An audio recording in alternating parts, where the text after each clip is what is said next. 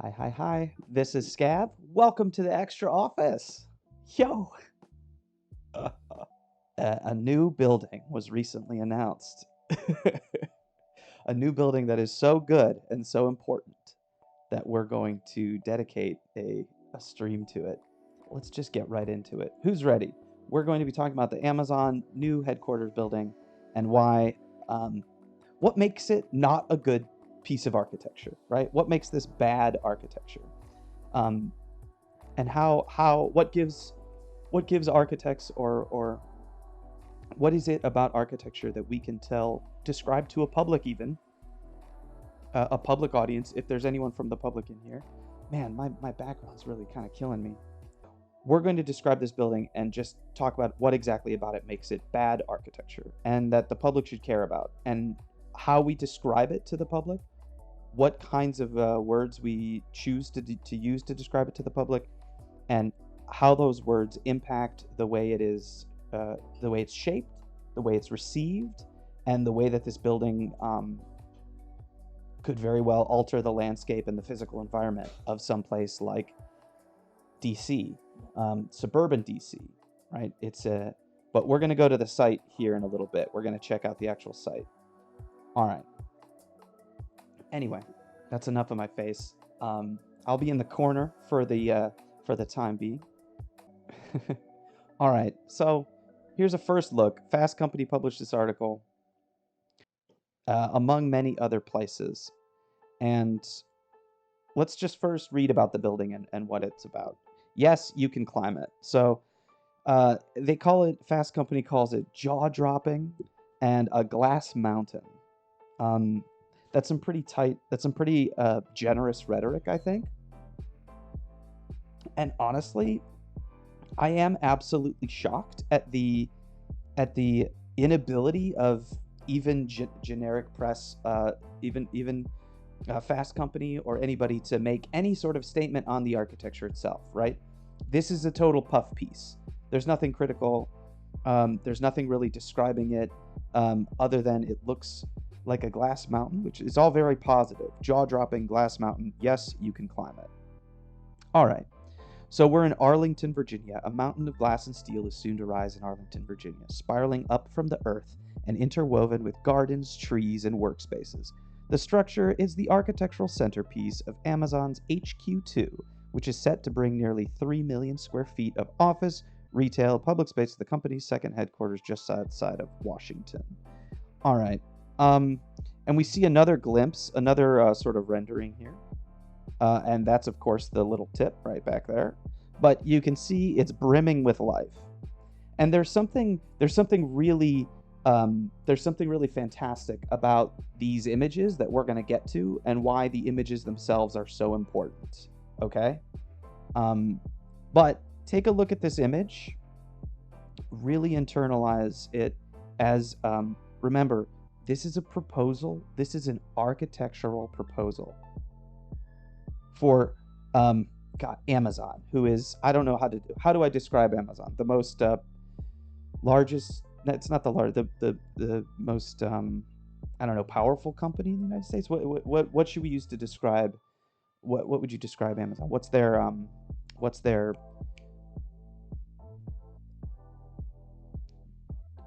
what are they?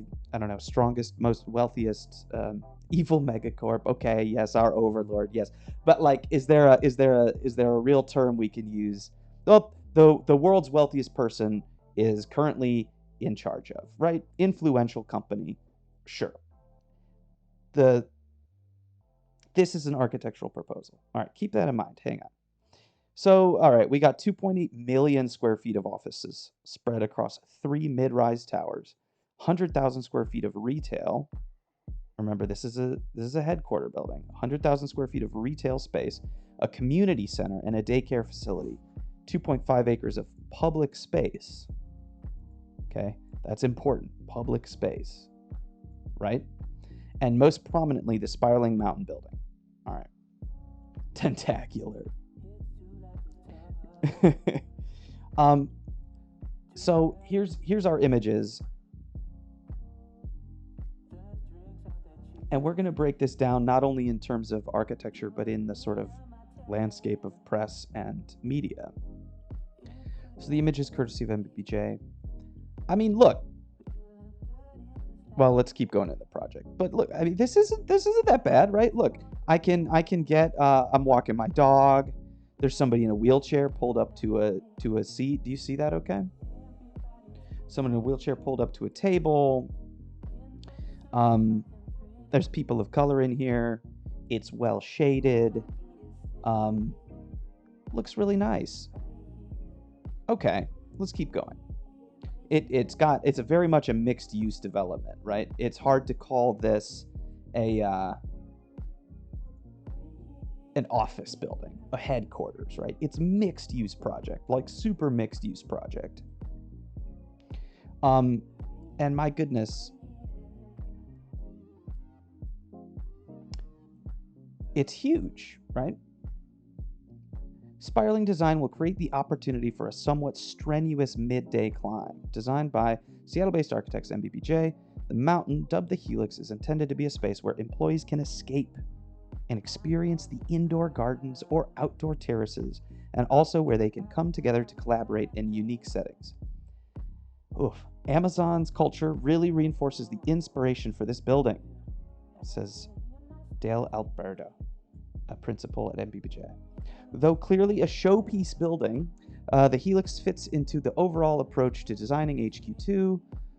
Amazon's VP, John Schottler, in combination with the 3 office buildings on the site, 3 buildings, the ground floor retail, and the acres of public space between them. Public space, there's those words again. Public space. The Helix is meant to create a space that not only showcases a non-traditional working environment, but also embraces the city around it. What does that mean exactly in this context? Amazon embraced the city because of the multi-billion-dollar tax deal that they got to move here, right? Amazon did not embrace Brooklyn. Wasn't it Brooklyn? I'm a little iffy on those details, but we all know that Amazon had this large competition as to where they were going to put their headquarters, right? And the cities that won basically gave them the most money and growth opportunities. So it was a bidding war. But yes, exactly right. Everybody in the chat, the idea that this is a public space is already fraught with ideological concerns, right? This is not a public space. This is not a public space. It's open and it's nice. I mean, look, the thing that makes this so difficult to criticize, the reason why architecture is so difficult to criticize is because what we're looking at here is designed to be maximally mid-tier. It is as absolutely normal and as little offense there's as little offense as possible in this architecture. That's what it's doing, right? It is the sort of a super maybe neoliberal project. So it's hard to find any fault, and it's also just like, sure, it's neoliberal, blah blah blah blah blah, but it's also just like not really bad, right? We're gonna get into this in a second, but it's really like there are some things that are just like straight up not that bad about it. So I'm reading this one article, right? There's a billion articles, right? But there's something also really important. Central to the design was the elimination of vehicular access on the ground level. So that was like the one thing. Of course, it's LEED Platinum. My goodness, it's LEED Platinum, right? We pushed the envelope on that, Shetler says. So what Arlington did get, Arlington did get them to bury all the traffic, right? Not bad. Not bad, because at least by burying the traffic, they could get, an accessible kind of semi-public, I'll call it semi-public, right? Cars and service vehicles are redirected below ground, leaving the entire site a pedestrianized space. Nice word. And I want to be absolutely clear here. I don't know who the author of this piece is. I can find out really quick. There's absolutely nothing I'm faulting Nate Berg about in particular, right? This person is a reporter in the media. They're using architectural language. They're describing this project. This isn't a piece that's necessarily critical. It's actually kind of hype piece, right? It's a hype piece. I'm sure there'll be a Chipotle. I hope so. We are really working hard to create an 18-hour district, a place that people want to come to, not just travel through. Right. Of course. They want to build us a mixed-use small city. That's fine. You know, like, that happens, right?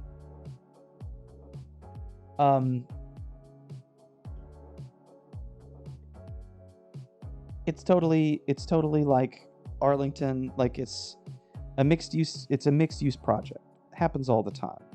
The workspace Garden Mountain is absolutely a challenge. Yes, it is. And in fact, Amazon said this shouldn't be easy. It should be difficult to do. If it's too easy, we're not doing it right. Oh, a valid motto for the... Okay. That might be a valid motto for the entire HQ2 process. Good article. I mean, good article. This is an announcement article. I'm not anticipating, the article. I don't mind what this article is doing, though it is a little hype. That's nothing wrong with being like hype about a project, right? We should be excited about architecture to do things. I think that's okay.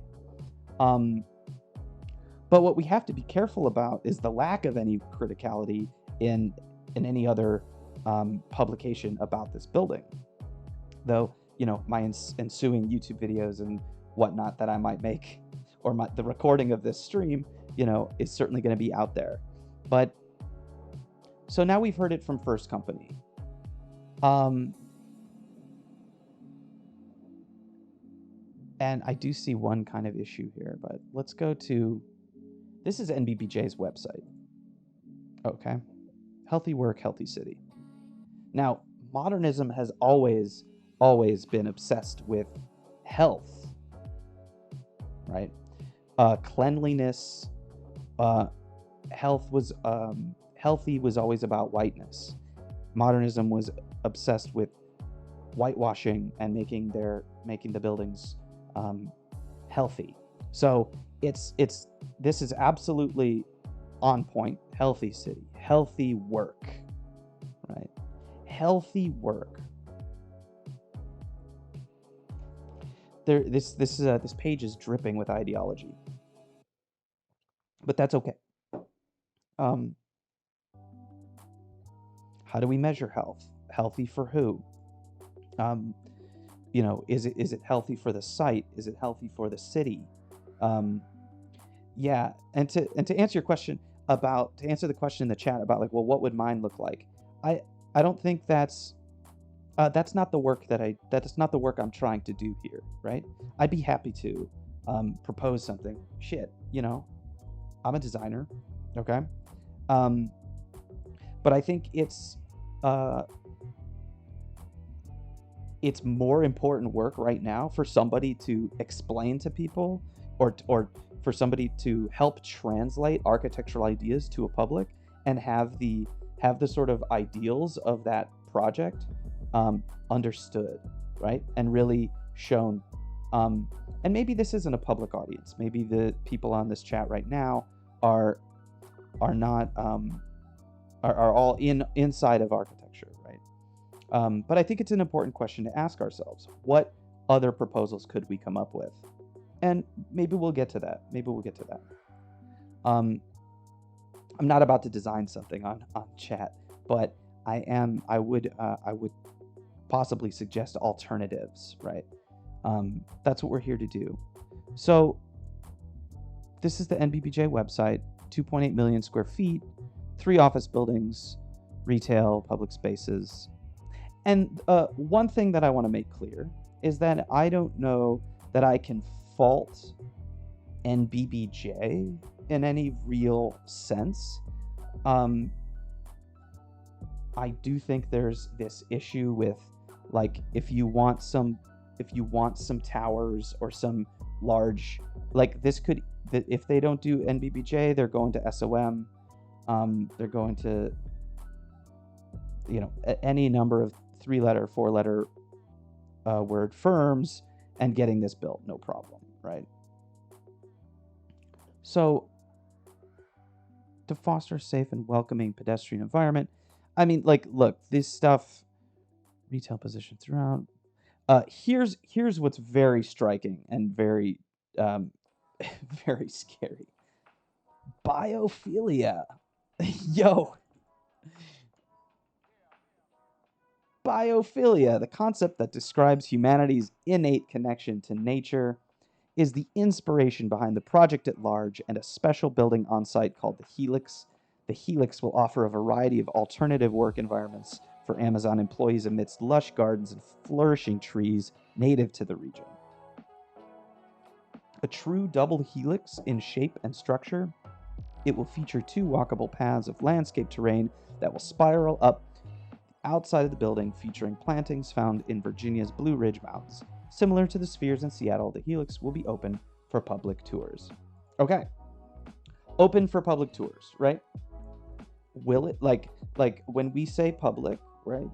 This is something that, by the way, that Zizek is always really, if he's right about one thing in architecture, which he's not right about a lot of some things in architecture, but if he's right about one thing in architecture, it's his aversion for these private public spaces, right? Because this is not a public space because a homeless person could not sit here. A homeless person cannot sleep here. Excuse me. A houseless person is not going to be able to stay here for very long until they're asked to leave or chauffeured out. You know, like, this is not a space where people are allowed to just congregate and be humans and find the things they need to be human. Something really incredible that I'd like to point out, and this is the only thing I'll fault NBBJ directly for. But do you see this? Hang on, I have to kind of lean over to my thing to get this drawing right. Do you see this? That this is kind of hanging out unsupported over here. This is very. Oh wait, did I circle the right one?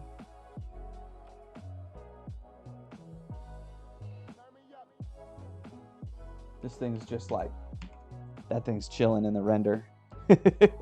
All right, well, maybe we'll zoom in on it a little more. This guy. There's nothing supporting it. I just thought that was funny. But no big deal. That shit happens. But what's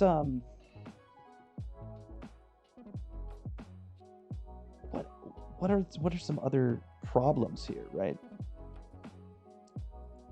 Because what did I say earlier, right? Take a look at these images and understand that this is an architectural proposal.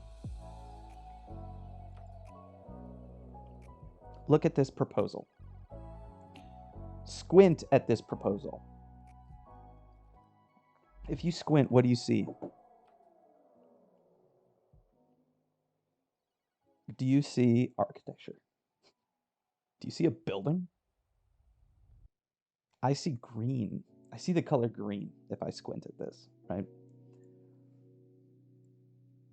If I squint at this, right, like this thing goes away. Oops, sorry. This thing goes away. This stuff is like barely here, right? It's like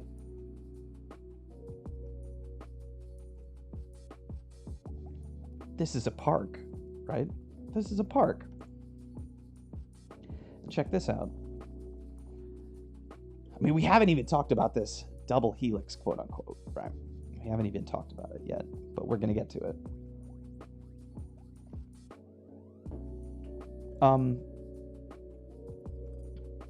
So a couple of other issues. One, which I'll state right now, these buildings are not bad. These guys, this is nice stuff. I actually kind of like them, right? They've got this like, granted, this is conceptual design. This is very early. It's very early. This is better if I do this. It's very early, but look at this, right? I think they had, I think this piece kind of popped through. There's definitely never going to be a tree there, but, well, let's not talk about it yet. But I think these 3 towers are kind of nice. Yeah, it's a KPF knockoff. It's fine. It's inoffensive. It looks nice. It's got a rooftop, right? This is like I'm saying, like, this is very unoffensive architecture here, and that makes it difficult, right? All right, but what's crazy here is the obvious reversal of ideology that's going on here with Tatlin's Tower. All right. Now let's go, because Tatlin's Tower was, so we're gonna get deeper and deeper, and we're gonna bring up things that might be a little more architecturally specific to the discourse and the history of architecture than necessarily a broader public. But I think we're gonna jump back and forth, so I hope you stick around.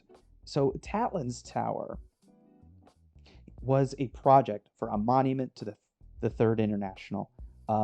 Was a design for a grand monumental building by the Russian artist and architect Vladimir Tatlin. It was never built, okay? It was planned to be erected in St. Petersburg, and this tower was the epitome of the beginning of modernism, right? This is architecture. This is a statement that says we're building new worlds, right? We're putting together, we're making a projection about a possible change to the way we live, right? That's what's so important about this, right? It's about being projective. It's about using new materials, being involved with society, and it was a towering symbol of modernity. And I don't want to get, like, I'm not a historian, right? But there are so many details. First of all, this thing is huge, by the way.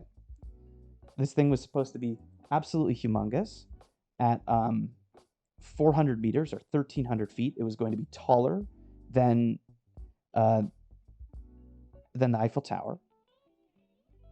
It was a twin helix, which spiraled up to 400 meters in height, around which visitors could be transported.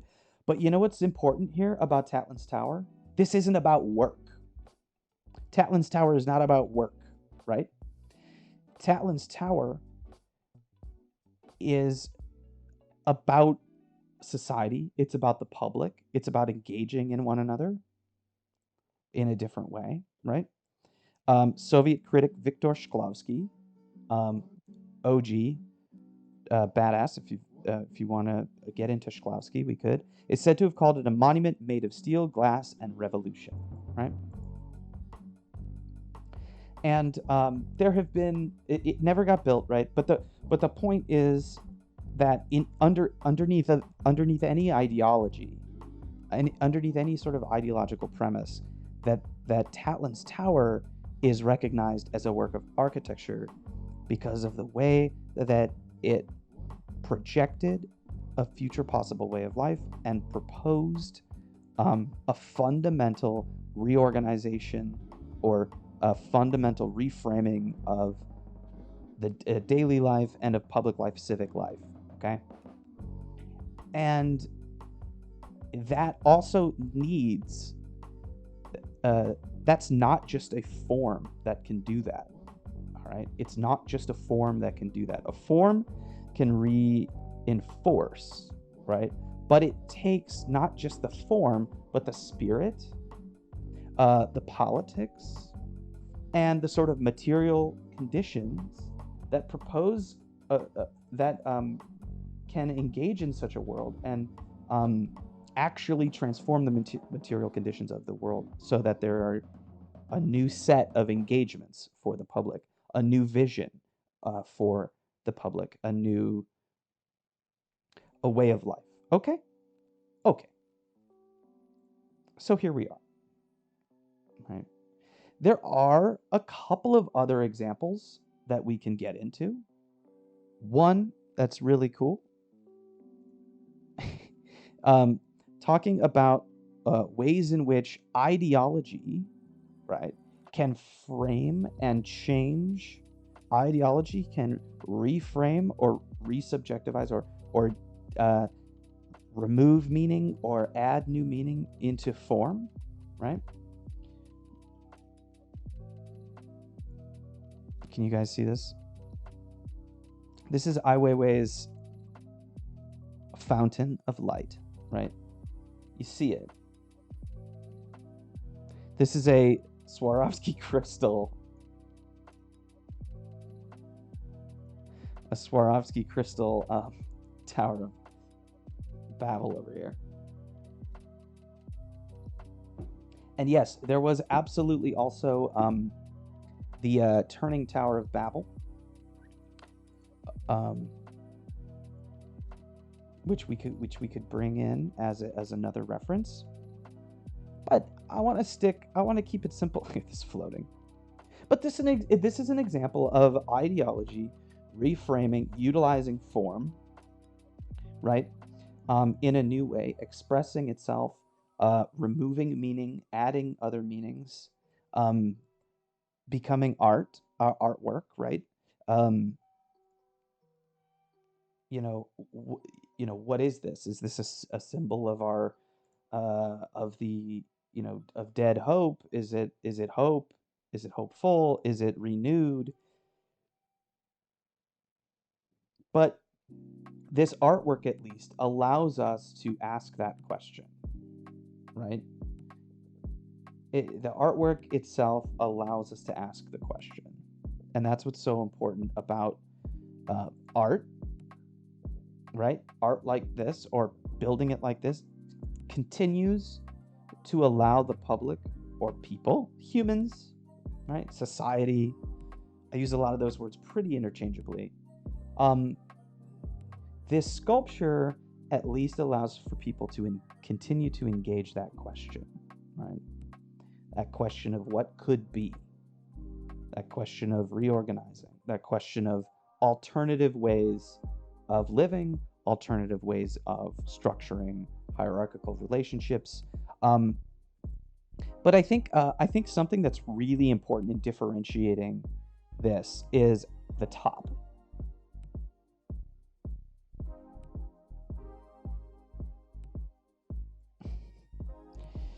There would be a cylinder which was to house an information center issuing news bulletins and manifestos via telegraph, radio, and loudspeaker, and would complete a rotation once a day. I don't want to get into it too much, but there are pure geometries inside of Tatlin's Tower that rotate and host various activities as you go up. But at the top, I think that what's so important here is the difference between Tatlin's Tower proposing new reorganizations or new organizations as a means of behaving in a peer-to-peer relationship. What's so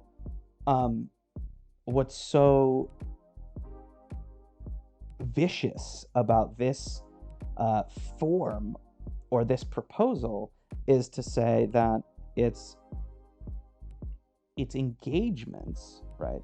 Its engagements or its alignments are to the production of capital for Jeff Bezos, right? Like this is a hamster exercise wheel for Amazon employees to do while they're busy hamster exercises while they're busy doing other hamster exercises in a way, right? It's removing that sense of I mean, it's about working differently. So according to the literature, according to the proposal and for MBBJ for Amazon, it's a way of fostering different work relationships, right? So you could imagine a healthy work environment being one where you and your colleagues could say, let's take a break, let's go for a walk, let's climb this thing, and therefore engaging your friends and your work partners in a new way, right? You're engaging each other in a new way. You're reframing that work relationship to one another. But it's about the work itself. This is an experiment designed to see if if we can make people more profitable by giving them. This is like when our generation went to college. This is our climbing tower or a climbing wall. Every freaking university on the face of the earth built a climbing wall over the last 20 years to attract millennials. And I remember when I was going to look at colleges, that was always the thing that they were like, and we've got a climbing wall. And I was like, okay, I mean, cool, right? But like one climbing wall, there's like 5,000 undergraduate students. Like, when am I ever going to get on that thing? Nobody ever used it. But this is like it's like almost a version of a climbing wall. Anyway, some people would say it's nice for a company to compete for your labor, right? To say like you want to work here, right? A brand new building, a brand new facility, might be a nice place to work, right? But as architecture, remember, that's what we're interested in. As a piece of architecture, it's actually making a lot of promises that it's not going to be able to deliver on. Let's see some other tabs we have.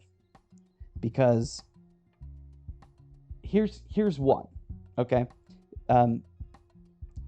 One is this obvious problem of greenwashing. So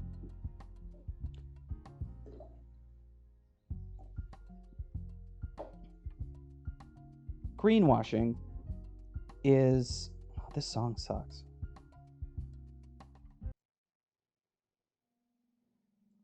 Get a little bit of it different. Let's get it a little different. So what's really profound here is how little of the renders are architecture or building, and the one centerpiece here is this sort of distraction. I looked up the site, and what really bothers me is, let's see, is this. This is like, all right, maybe that's a little loud. Okay. This is like, wait a second. and I mean, projective architecture is always about like making a beautiful image. I'm not faulting them for making this beautiful, but what's at stake here is like, what's at stake here is a lot of people's like livelihoods. Like, this is a millions of square feet of office space. Like, let's not lie about what it's gonna look like, right? This is a humongous development. And so I looked up the site to figure out how that view is possible, because this is Arlington, Virginia. It is literally like across the highway from the Pentagon. This is the site here. This is the Pentagon. You can see like down to here. But I did look at like this a view from here, this street, whatever this is. This is like Washington Memorial Parkway, I guess. I did look at the view from the parkway, and this is it. So maybe it's not as maybe it wasn't as like, maybe it's not as big of a lie as I thought. Here, but there's something. Yeah, the proximity of the Pentagon is like, if the proximity of the Pentagon isn't enough, this is it. Oh god, that's a terrible drawing. Sorry, I'm doing like mouse drawings and my scale is all weird here. The site is in need of something. I mean, it is a pretty rough area. So what we can infer here is that there is obviously a lot of stretching. I mean, look at the Pentagon. There is obviously a lot of tricks in thinking it would ever turn out this good, right? But let's look at the logistics of like, yeah, it isn't too egregious of a stretch to say that it might look like this from that street. Though this, I mean, you know, the images make this make the edge of the water look a lot nicer than what it is. But that's not anything particular to this project, and I would do that too in my renderings, right? You want it to look nice.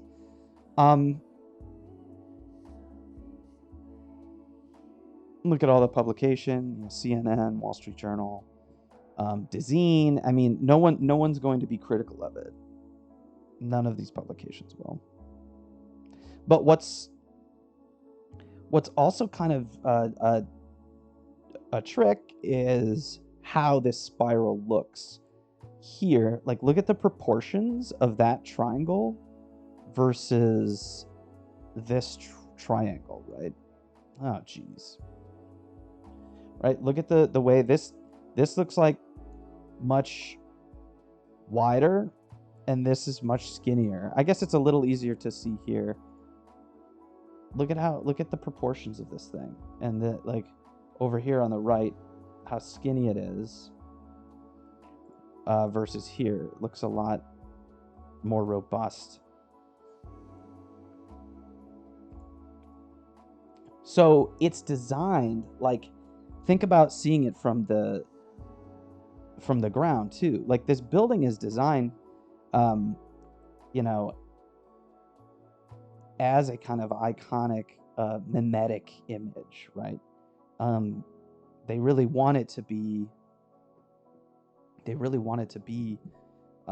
Like that in a lot of ways. A memorable image, an image that is visible from like this 3/4, like it's a shape, it's a form. Let me say this better. It's a form that is thought in your, it is your judgment, your aesthetic judgment on that object is something that you are making an image of it as a perfect image in your head when you see it. What I mean by that is, when you look at this building from the street, because it's like well known to be this perfect double helix, you see, or you're going to judge it with that kind of aesthetic perfection of this like shape, right? And therefore you're going to see its like potential kind of lopsided flaws to be like a little bit more positive in your head. So but that all kind of surprised me, this site. But last, probably, maybe not last thing, but importantly, though, and we're getting it now. The people have spoken. Absolutely, the trees, right?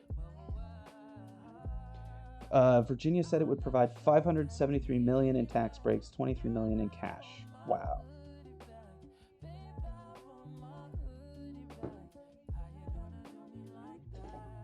Wow. That's a lot of money, right?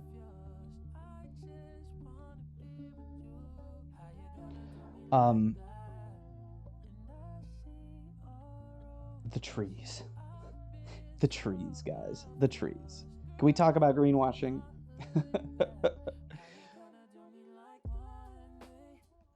So what's greenwashing? Let's... Oh, why is this so small? Ugh. I do a terrible job. Greenwashers talk loudly about sustainability without contributing to a better world. Responsible companies work hard to create shared values for themselves and society. That's pretty good. Greenwashing. 7 sins of greenwashing. Hidden trade-off. No proof. Vagueness. Irrelevance. Lesser of two evils. Fibbing. Worshipping false labels. Wow. This is pretty based. Greenwashing in finance. Who came up with this? I want to find out a little more about that graphic. Pretty good. But greenwashing, for those of you who don't know or aren't so familiar, greenwashing is it's why every piece of meat you go to buy says all natural on it. It's a form of branding rhetoric that naturalizes the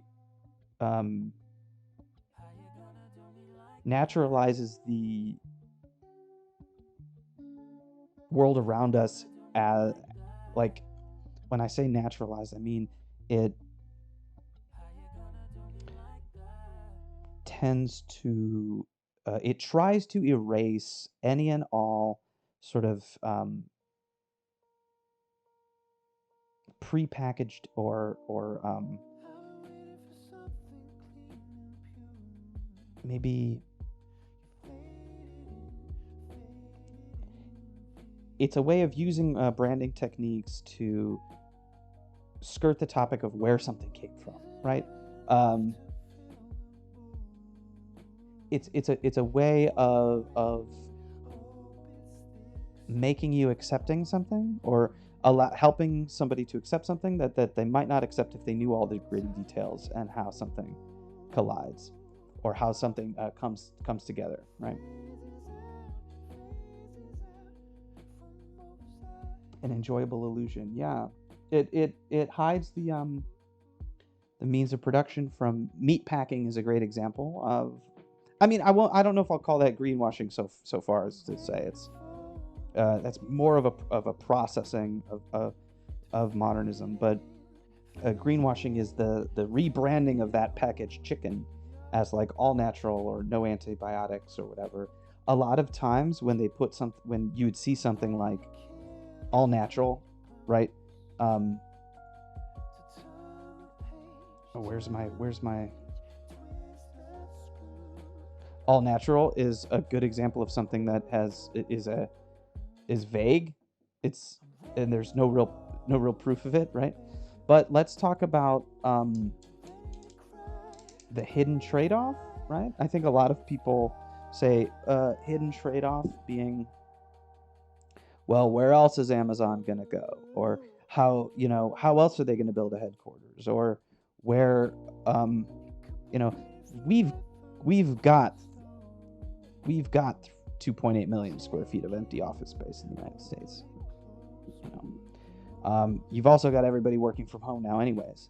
So the idea that this is like that's the kind of hidden trade-off of this, right? No proof, right? That's a kind of hard one, but really what they don't have is proof that,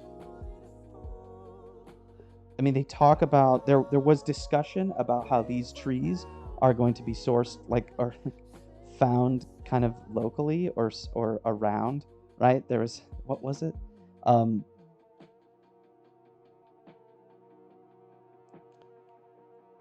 Virginia's Blue Ridge Mountains. Plantings found in Virginia's Blue Ridge Mountains. Biophilia. It is. It's vague, and look, it's totally possible to have plants on buildings. Plants on buildings is great. Why not? Do it. But they're not going to look like this.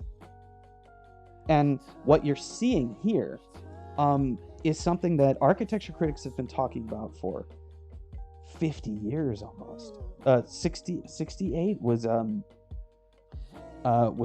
the critique of architectural ideology, where we see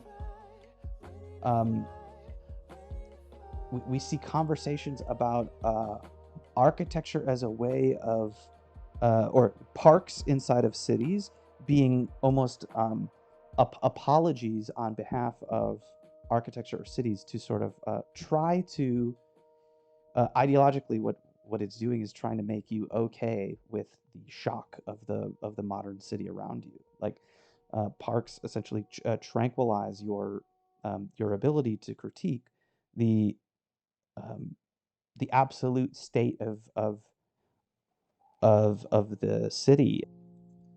But let's not that's not for this video. We'll save that for a different recording, different stream here.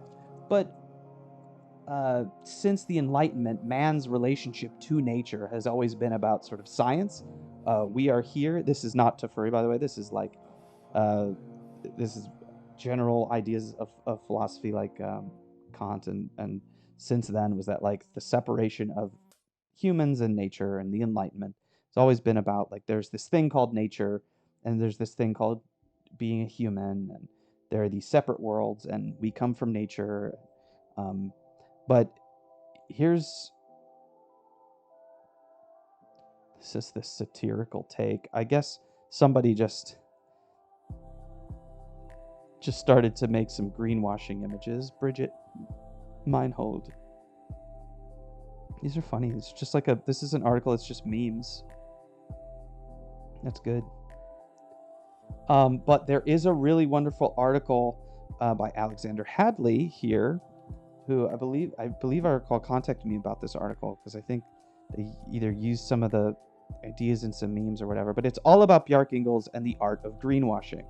Highly recommend it. I think I can drop it in the chat. And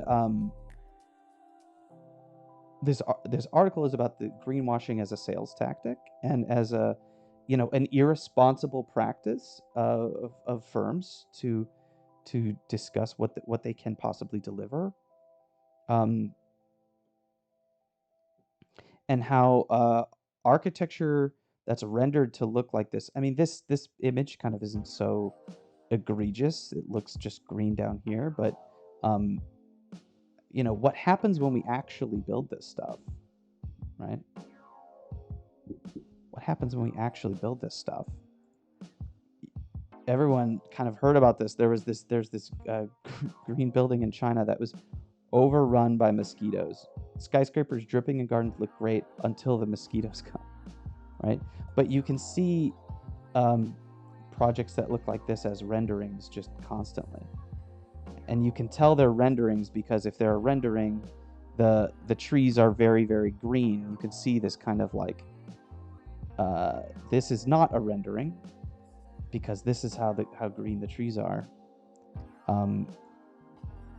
And also, what's really funny about this, or what's a telltale sign that this was actually built, is this. Look at all this reinforcement. Look at all this structure. Right? This is what it would actually look like to build a deck like this. You need an extreme. Look at that. Like that's a lot. And if you look at look at that. I mean, this is cool, right? Don't get me wrong. I'm not like anti-sustainability, and I think that's a big problem. Is like, how are you? But like there are trees and growths that can survive on these things that just aren't going to look like humans' idea of what nature should look like, right? And a lot of these buildings try to let's do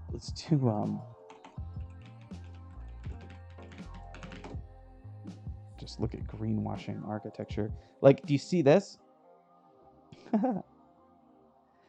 They, look at that. Like the structural, yeah, Bosco Vertical. Um, there are things, and NBBJ too. What I will say is also, um, they've done, they do stuff like this. Like there are growies that that go on buildings. Oh man, look at that.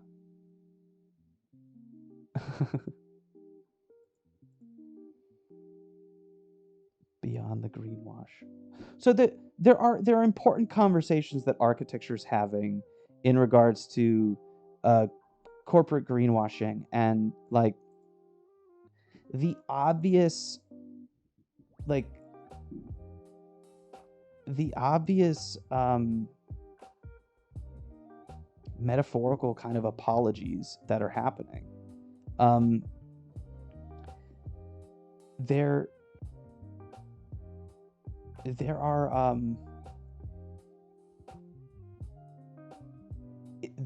I think I will I mean I can't speak on this too much longer, um, because I think it's clear why this is bad architecture, right? And we're going to summarize here in a bit. Let's summarize now, actually. Let's summarize now. Because my last point I'll save for the end. But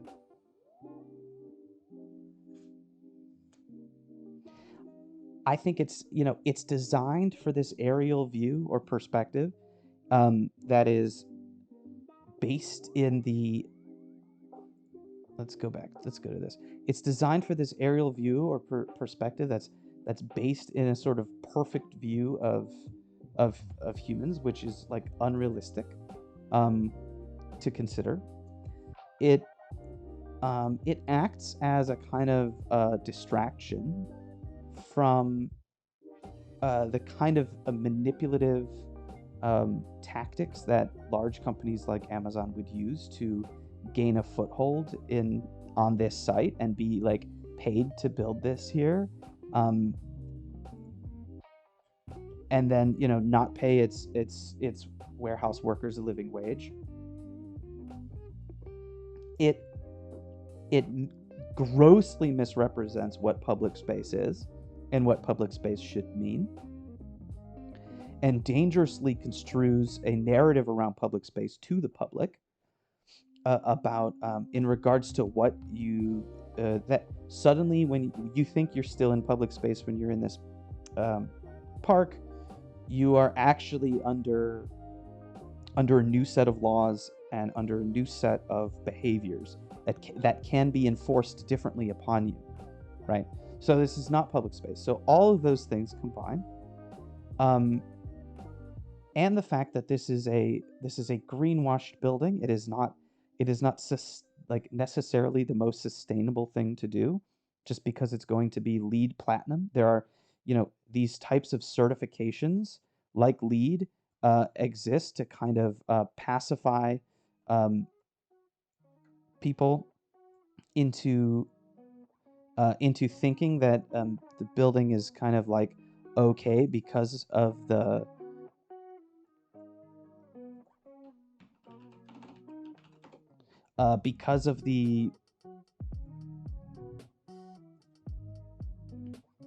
that the building is sort of sustainable because of the way it's constructed.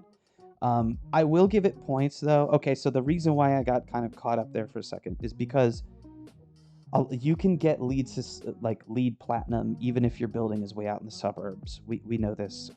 You can get LEED Platinum for, but everyone still has to drive to your building, right? Your LEED Platinum uh, isn't a comprehensive, but it looks good and it sounds good. However, the fact that this is so close to transit, points. Okay, points. 2 points. You get 2 points. uh, but for all those reasons I listed, this is bad architecture. This is architecture that is not really projecting a new way of living, but a different way of working. A It's working with recess, and it's utilizing previously understood forms of um, architectural significance that project these kinds of exciting new ways of living, and it masks it in a kind of corporate neoliberal skin that seeks to distract us from ulterior motives that uh, pronounces itself as sustainable in the face of climate change, and walls of glass that will certainly cause havoc, and unrealistically gives us images of fluffy green trees that will soon wither and die. And I suspect that if there are green trees on that helix for a long time, that they're constantly replacing them. And so the final comment about this building is that if it somehow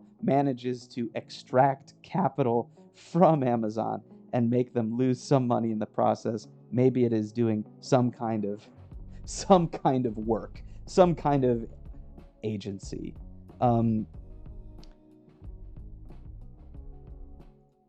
So there you have it. I will uh, I will suggest that there are plenty of incredible, amazing architecture firms on this planet who could certainly um, do some beautiful things with this kind of budget, project actual, new ways of living, suggest that there might be um, possible futures out there for us that are exciting. Um, oh, and one more thing that I forgot to mention that I was thinking about, which is that a huge point here, Tatlin's Tower, and um, even this other ripoff of Tatlin's Tower that I won't call it a ripoff, but even in this other reuse of Tatlin's Tower, I had it all summarized so nicely, but then I was like, wait, no. Even in this one by Daniel Libeskind, you come to the top, right? When you come to the top, you are then met um, with your friends, with your family, with the public, right? The top of this building, the top of Tatlin's Tower, is a shared environment, right? The top is a shared environment. The top of this tower is some kind of personal, like individual goal and achievement. I climbed the top of the tower. It is so individualist. It's the kind of ideology. I can buy whatever I want from Ford as long as the car is black, and that's just how I define myself. Defining your individual self with the products, experiences, and ideals that a company offers you, and thinking your freedom is being supported by, or that your freedom is grounded in your ability to do so.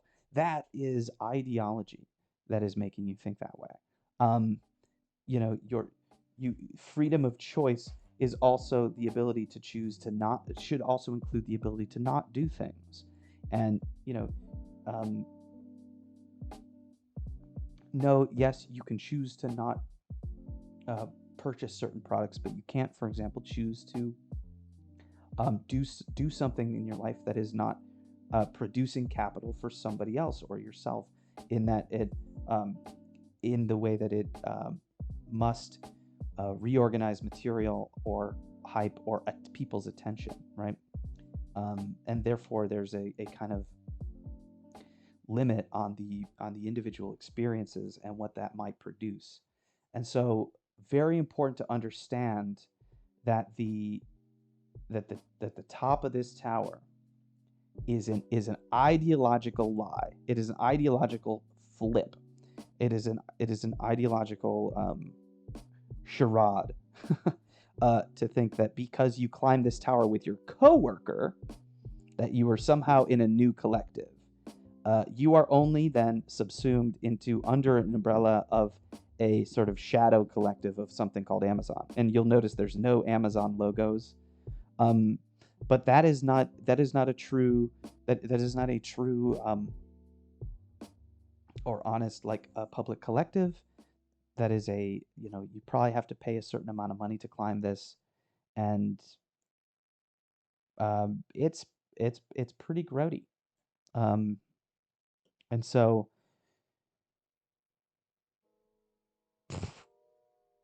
yeah,